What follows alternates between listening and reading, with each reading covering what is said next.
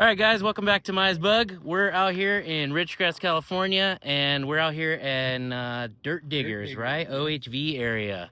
And I'm out here with BuggyDorks, the CEO, the man behind BuggyDorks, Justin Reynolds. So he's going to show us around his bug and give us a tour. Justin, so can you just give us a high-level rundown of your car and kind of who built it, what year the body is? Yeah, sure. 1973 body, you know, just cut up, all sitting on a full tube chassis, built by Dave Thornton, DT Fab. This was the original, his first car he built. After this, he built another one that SoCal Eric Connor had for a while, that Black Bug. His latest one, he just built one for Alex Pena, so he's done quite a few now. And yeah, it's been a good car. You know, we've done few minor upgrades, updates to keep her going, strengthen some parts of the chassis, stuff like that, change some of the geometry around on the shocks and steering. But yeah, I run the 37s on it. Love these Tensors. They've been great tires, really good traction. You go through them quite a bit on the V8, but I think it's worth it. Yeah, so this is these are 37s and these are 15-inch rims? 17. Oh, 17s. Okay, yeah, and the Ultra Wheel. How long have you owned this car for? So I've had it for 2.5 years now. When I first purchased it, I tore it down the bare chassis and just kind of reworked everything the way I wanted it. Changed a lot of the plumbing, all the electrical. Oh yeah, here's a big one I wanted to know, because you got the full tube chassis. It looks like it's pretty heavy wall. What is this? The 1 3/4 tubing? Yes, all 1 3/4. All, you know, arms are all plated steel, all boxed, fully boxed. Okay, so what's she weigh? 3,500. 3,500. So you got that big booty in the back. You got that heavy chassis. 70% weight in the back, 30 in the front. Actually 69 in the back, 31 in the front. Okay, well, I just rode in this thing, and this thing floats. This thing is just, these whoops are 3 feet big, and he's just floating through these things. So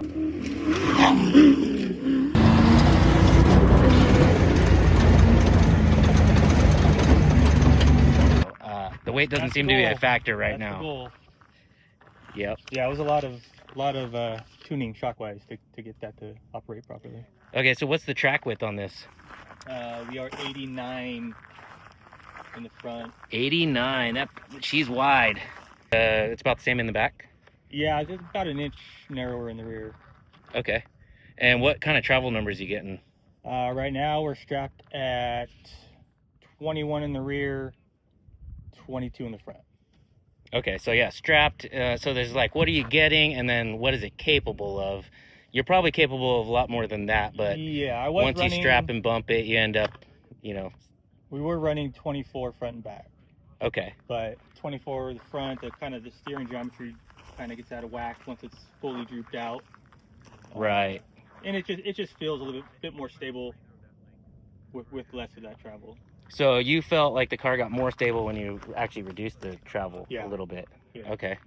Yeah, I feel like everyone's trying to go for those really long, those huge numbers, and it's that's not all about the huge I'm like, numbers. I'm just gonna max this thing out. 24. I want 24 inches of travel. But then, you know, 2 years into it now, I've realized it's not worth it. Right. Yeah.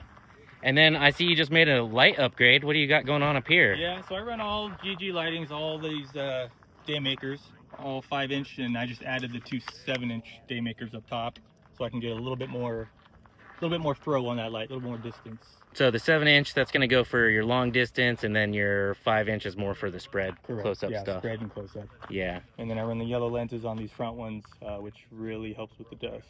And then these are what? These are DOT lights. These are DOT lights just off of Amazon. Basically, you know, they sell them for Jeeps.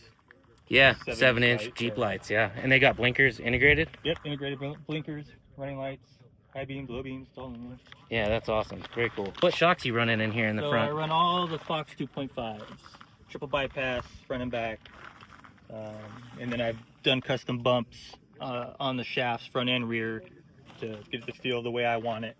So whenever you're doing custom bumps, you just buy a taller bump and then you cut it down to kind of where you want it, or? Yeah, you can cut them. They have different sizes. There's not a very big selection, but yeah, you can buy a taller one and cut it down. Gotcha. Okay. And then what spring rates do you have on here? We're 250 over 450 up front.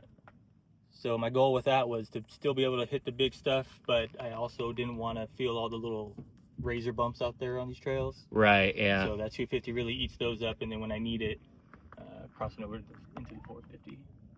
You got a hydraulic steering rack in here. How rack, all hydraulic, how pump. I feel like the hydraulic really takes a lot of the feedback you get out here out of the system. Right. Have you ever ran an electric? I've driven electric. I've never ran an electric, but I've driven one. Did it feel much different? Yeah. Okay. Electric steering, I felt a lot more in my hands. Okay. I don't feel anything in this. Right. That's actually, I'm planning on running electric, just for costs, from a cost standpoint. James loves electric. Does he have electric in his car? Oh, yeah. Cool. And this paint right here, what is this? This is Bedliner? This is all the Raptor paint system. So yeah, it's like Bedliner. Which, I mean, it's really good for scratches. It doesn't scratch, but it does tend to pop. If it gets hit with something, it tends to kind of break and pop off. Like chip?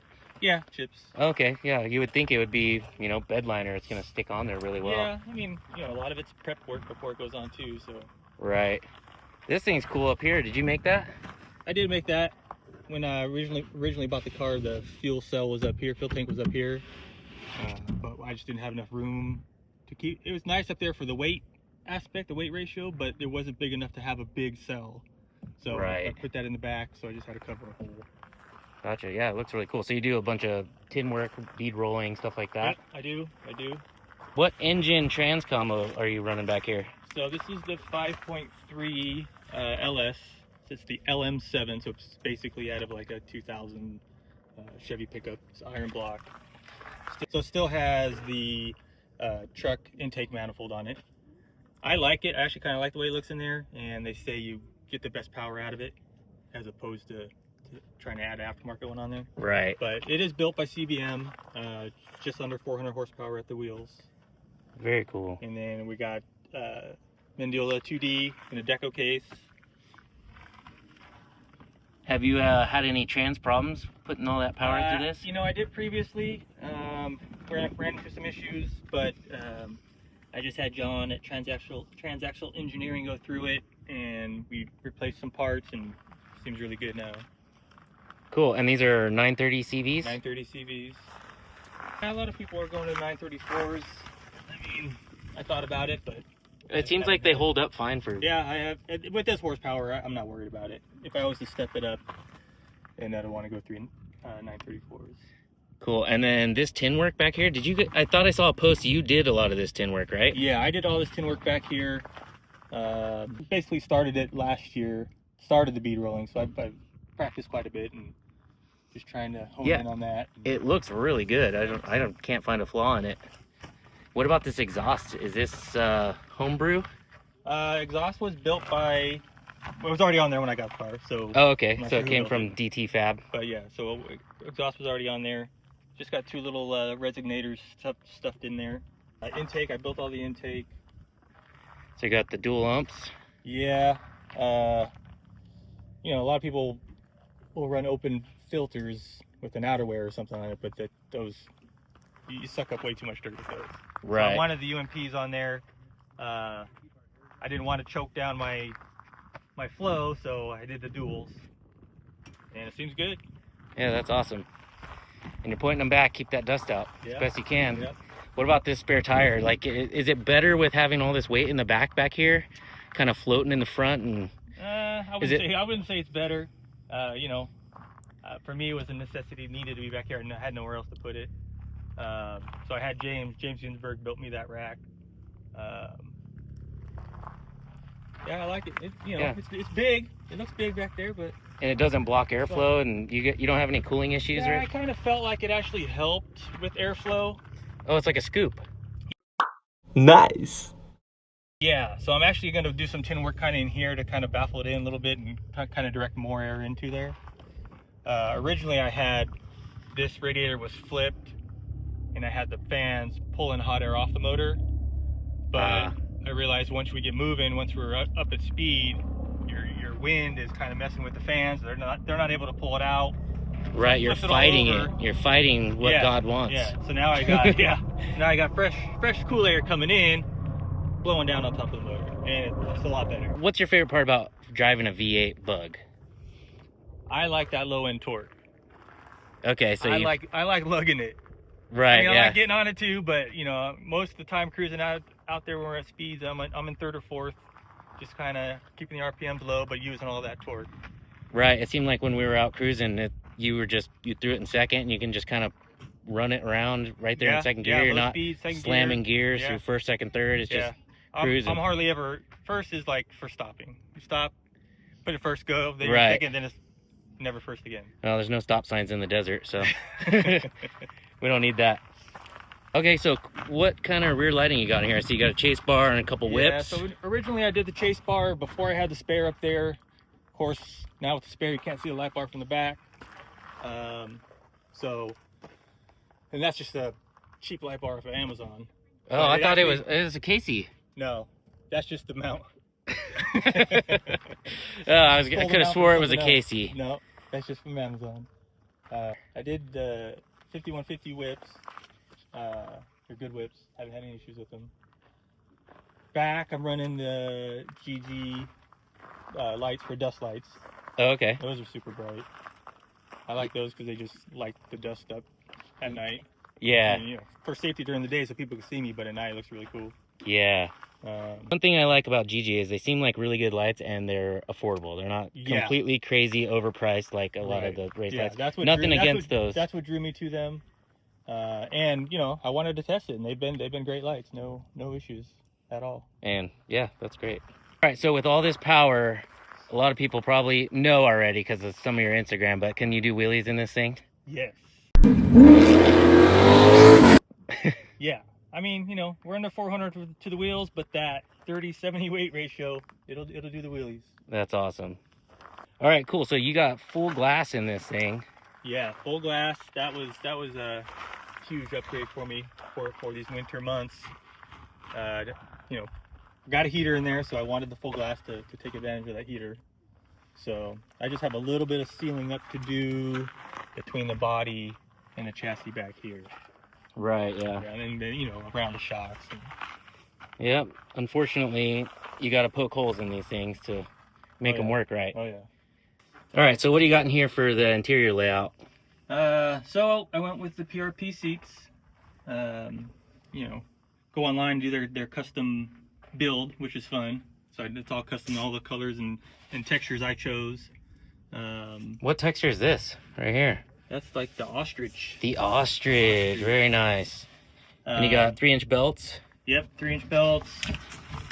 Fuel cells in the back there, 26 gallons. What brand of fuel cell is that? Boyd's Welding. Boyd's Welding. They're out of Florida. Okay, so, cool.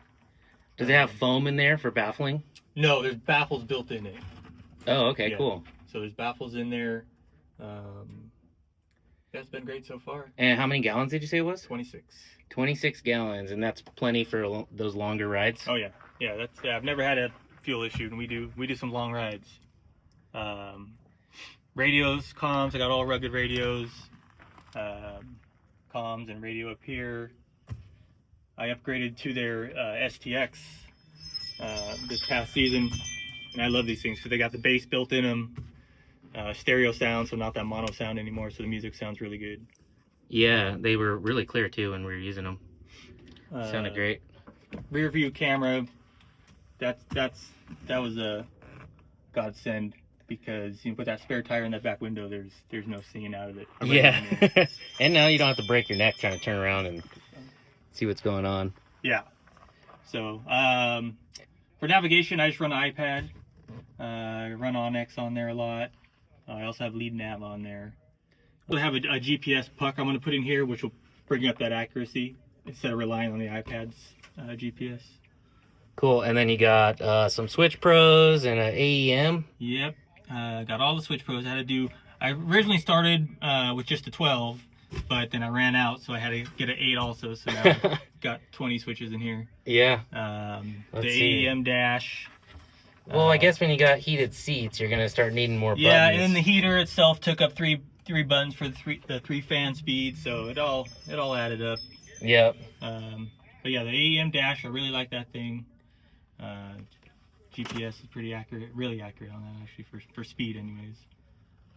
Oh yeah, I got the rear view fired up. There it is. See some more BuggyDorks back in there. I also had to do a front camera. Oh, okay. So this little screen, when the car's on, there's a camera pops up on this, and that's the front. Just because when you're in here, can't really see what's directly in front of you, and I had a mishap before. Oh, okay. When it went over a huge rock, a huge boulder. Oh man. So we stopped, and then we sat there for about 10 minutes, and then when it was time to go again, I forgot the boulder was there. Yep. So now with the camera, I'd be able to see it. Yeah, a rock's better than like a pit bike or something. Oh yeah. Sitting up there. Exactly. So yeah, so brakes, the Willwood handbrake, turning brake, I love that thing. Single handle, so you know, pull back, you're turning right, push forward, you're turning left. Yeah, this is similar to what I want to do. They're a little pricey, so I mean, I might try to find something used, but these are really nice looking turning brakes. And you know, usually buggies, I got them down in here between the seats, you know, the two handle or whatever, but I kind of wanted more of the trophy truck feel. Right, yeah. And then for dome lights. Yeah, so dome lights, I run these KC Cyclones. They're plenty bright. I do the whites, and then I have a red too, just because you know, at night, if you need to stop and look at something, you fire up these bright ones, then your eyes got to readjust. Right, yeah. So the red helps. Nice little light. It's like the fighter pilots do. Yeah. Yep. This is pretty much a jet. So. It feels like a jet sometimes. What got you into off-road? I mean, I heard you saying that you used to have a Razor. Yeah, I mean, I've been, as a kid, dirt bikes, quads, and then as an adult got the Razor, and the Razor's just not enough. So you get older, and yeah, you start stepping it up, and your toys get more expensive and way more awesome. What made you like step into a Baja Bug? Like, so originally I fell in love with this look when Jesse James built that Pizza Hut bug. It happened just the other day. Ever since then, I've always wanted one, and I just out of reach price wise. And the Pizza Hut bug did it for you. Yeah. Yep. There's always one, right? Just so you know, this is in my top favorite Baja Bugs of all time, right here. It's like. Yeah, I love the stance. I love the way it looks. It's just a great looking bug. So if you could make one mod right now, what would you change? What would I change? Probably power and transmission. Really? A little bit more power would be nice. You'd go bigger. With that, I would need a different transmission. All right, so they say everything has a price. What is it? Today, 1.3 million. There it is. That's the right answer. It's not for sale, right? Not for sale. And if it is, it's a stupid number. Yeah. So what type of services does BuggyDorks provide, and like what do you guys specialize in? I do it all. I mean, from prep to full wire jobs, plumbing, all that. And you're in Acton, California? Acton, yeah. Okay, cool. And if anyone wanted to get a hold of you, what's the best place to do that? Probably just Instagram. DM me on Instagram is the best. Cool.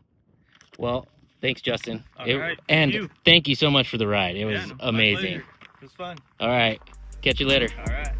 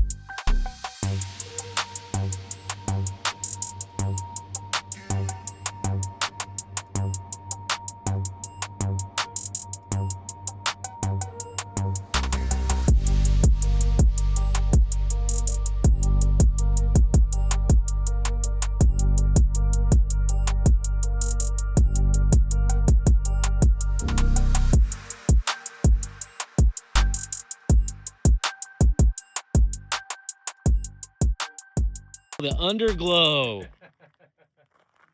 It's like Tokyo Drift.